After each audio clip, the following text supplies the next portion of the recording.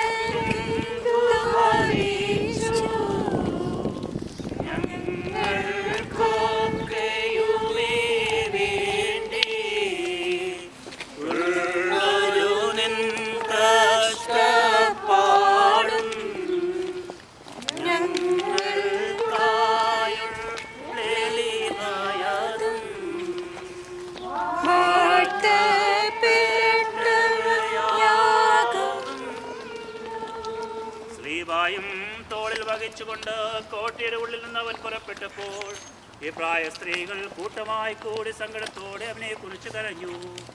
അവൻ്റെ അമ്മയും അവളെ അറിയുന്ന എല്ലാവരും ദൂരെ നിന്നിരുന്നു.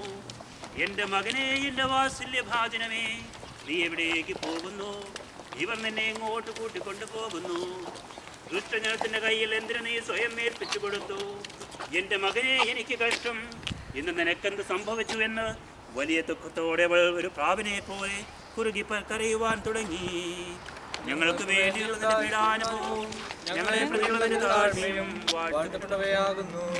സീയോൻ കോട്ടയിൽ നിന്നേശു കുരിശും തോളിൽ വഹിച്ചയ്യോ. പോകും നേരത്തെ പ്രായ സ്ത്രീകൾ കൂടി പ്രലപിച്ചു.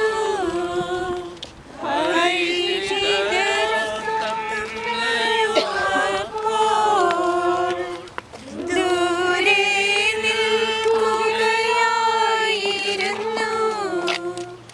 ഏറും സങ്കടമോടെ അവൾ മാടപ്രാവിൻ കുറുകൽ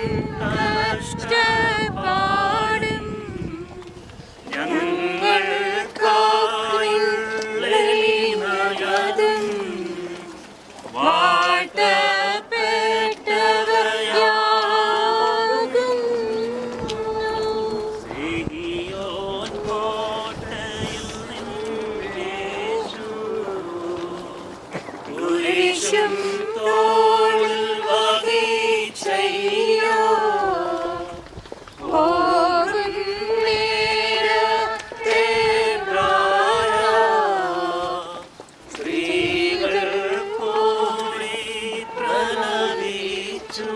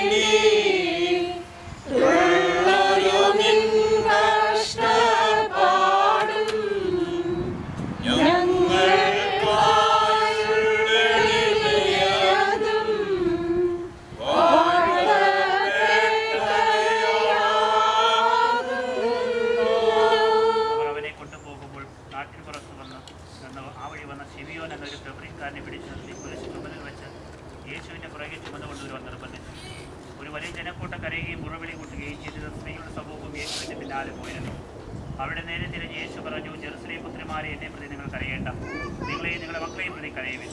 എന്നാൽ വസ്തുക്കൾക്ക് പ്രസവിക്കാത്ത ഉദരങ്ങൾക്കും പാലൂട്ടാത്ത മുലകൾക്കും ഭാഗ്യമെന്ന് പറയപ്പെടുന്ന ദിനങ്ങൾ വരും. അന്ന് അവർ പർവ്വതങ്ങളോട് ഞങ്ങളുടെ മേൽ വീഴുക എന്നും കുന്നുകളോട് ഞങ്ങളെ മൂടിക്കളയുക എന്നും പറയാൻ തുടങ്ങും. പച്ചത്തടിയോട് അവർ ഇങ്ങനെയാണ് ചെയ്തെങ്കിൽ ഉടങ്ങിയ ദിനത്തിൽ സംഭവിക്കും. കുറ്റവാളികളായ രണ്ടുപേരെ കൂടെ അവരോട് കൊണ്ടുപോയി എല്ലാവരോടും ഒരുമിച്ച്, ഞങ്ങളുടെ കർത്താവേ,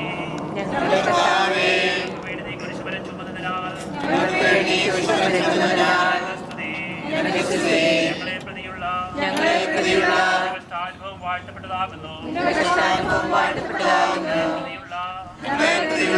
താഴ്മയും അനുഗ്രഹിക്കപ്പെട്ടത് തന്നെ. ചുമന്നവനെ ഞങ്ങളോട് കരുണ ചെയ്യണമേ. ദേവാലയത്തിലേക്ക് പ്രവേശിക്കും.